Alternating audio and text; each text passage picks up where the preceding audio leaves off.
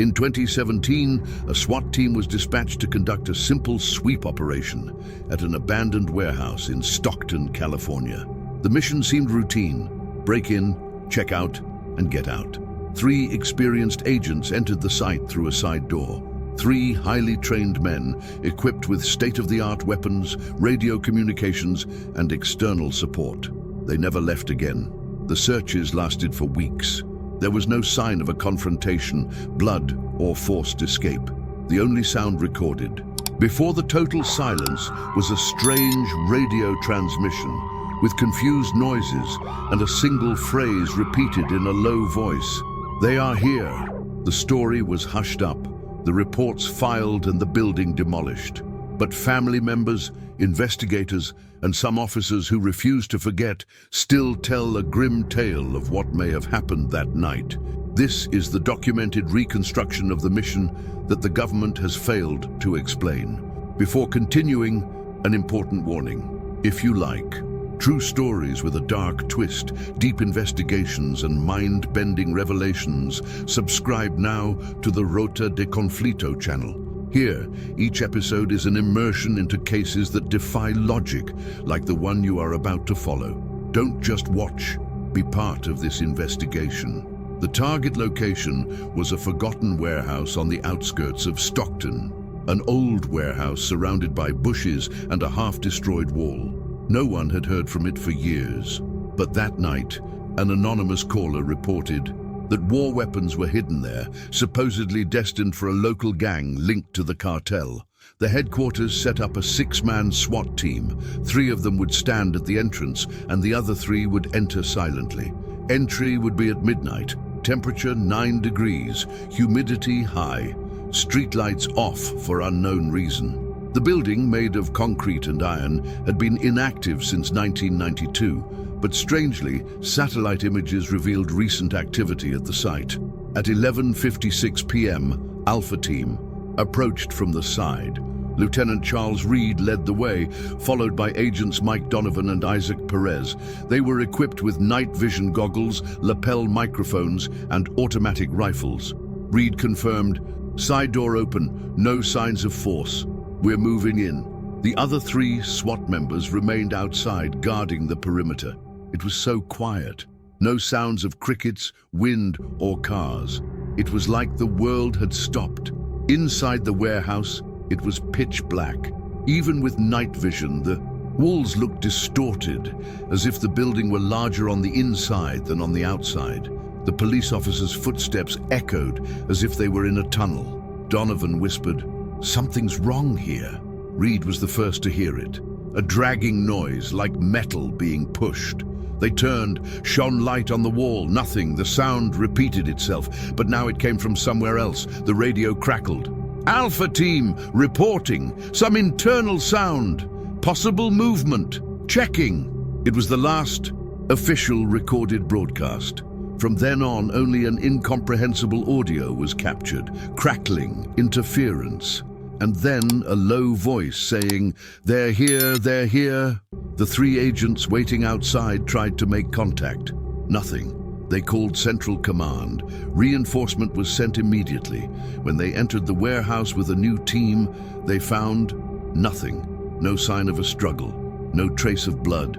Just one of the communicators lying on the floor, with the words, "Run," scratched across the LCD screen.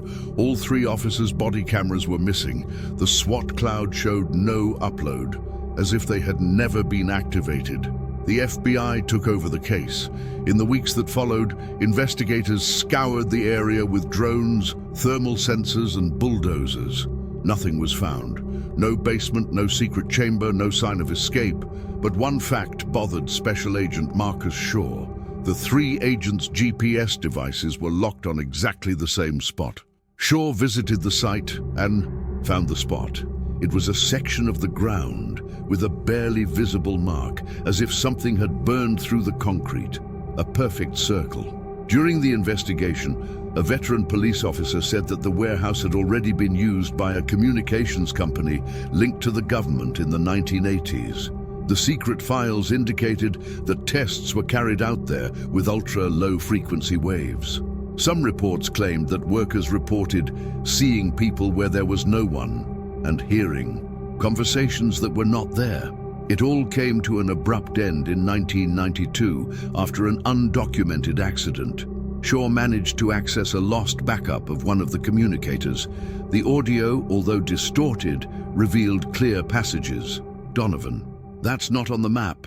That room doesn't exist on the outside." Perez: "Jesus, what is that?" And then a scream, a whisper, and the same sentence: "They are here." Theories emerged: time travel, dimensional experience, glitch in reality. Others believe the three agents were kidnapped by a secret organization and erased from existence. The strange thing is that their data in the Army's information bank was corrupted. Acts of service were deleted. Photos disappeared from files. They seemed to be being erased from history. The warehouse was demolished in 2019 for no legal reason. The city government says there was a risk of collapse, but engineers report that the structure was solid. All files on the operation were sealed. Police officers who worked on the case were transferred or silenced. Family members report visits from men in black, asking them to accept the loss. In 2024, an independent investigator gained access to a copy of the original audio. He posted it on the dark web. Within days, he disappeared. His laptop was found burned inside his car with no trace of external fire. The case has been brought up again, but no one wants to talk about it. Stockton SWAT denies that the operation ever took place, but the names of the three agents are engraved on a wall in the old headquarters. Reed, Donovan, Perez, missing in action, never forgotten, never found. 2 months after the case came to light, a pirate radio channel broadcast an old recording on a frequency used by special forces. For 7 minutes, there was only static, and in the background, the phrase repeated in different intonations: "They're here, they're here, they're here." Spectrogram analysis revealed something strange. The sound waves formed a circular pattern, similar to the symbol burned into the warehouse floor. It was as if the sound was trying to recreate the environment. A former SWAT officer who went missing on assignment in Texas in 2015 showed up at his sister's house in San Diego, disoriented and aged. When he saw a picture of the Stockton warehouse, he began to shake. He muttered, "It was the same place. It was the same place." But it wasn't on Earth. He said he had been trapped in a double time. He couldn't explain what. He saw there only that there was no way to escape. Every time he tried, he would return to the same spot. A hacker known as Black Module leaked confidential documents about an experiment called Echo Project. It was led by a division of DARPA and consisted of tests of opening resonant frequencies in remote locations, among them the warehouse in Stockton. The goal: to access parallel layers of reality for espionage and mind control. One document said, "The door opened, but we couldn't close it." Marcus Shaw's wife woke up one morning to find her husband sitting in the dark, staring, repeating, "They are here." She swore she saw a silhouette standing in the hallway, but when she turned on the light, there was no one there. Over the next few days, security cameras in the house captured figures passing behind him while he slept in the office. A group of independent investigators recreated the interior of the warehouse in VR, using data from the cameras before they disappeared. They discovered a door that no architectural plans recorded. When they tried to open the door in the virtual environment, the program crashed. One of the developers died 3 days later of a heart attack. Before he died, he sent an email with the subject line, "The door exists, and I saw what's behind it." Researchers found that all unexplained events were connected to radio frequency 301.7 MHz. This band, officially deactivated, had been used in military tests for underground communications. Listening to this frequency at midnight resulted in auditory distortions.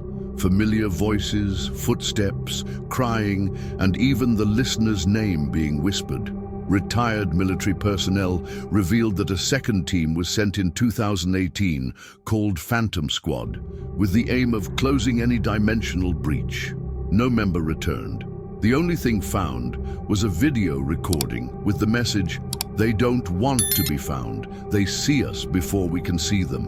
In 2025, a 9-year-old girl began drawing the exact layout of the warehouse with charcoal, even though she had never been to Stockton. In sessions with psychologists, she said she dreamed of men trapped in a place that neither dies nor lives. She repeated, "Time doesn't move there. It's always night." A group of urban explorers found the foundations of the demolished warehouse. One of them entered through an underground crack and filmed the interior. The footage showed the 3 agents' marks on the wall, as if their bodies had been burned into. Relief. A second later, the footage stopped. The young man who filmed it disappeared. His cell phone, however, appeared at Shaw's house, switched off. In April 2025, an old military radio picked up a final transmission. It was Reed's voice. "This is Lieutenant Reed. We're alive, but we're not in the world anymore. Don't come. They don't want to leave, and they won't let us go."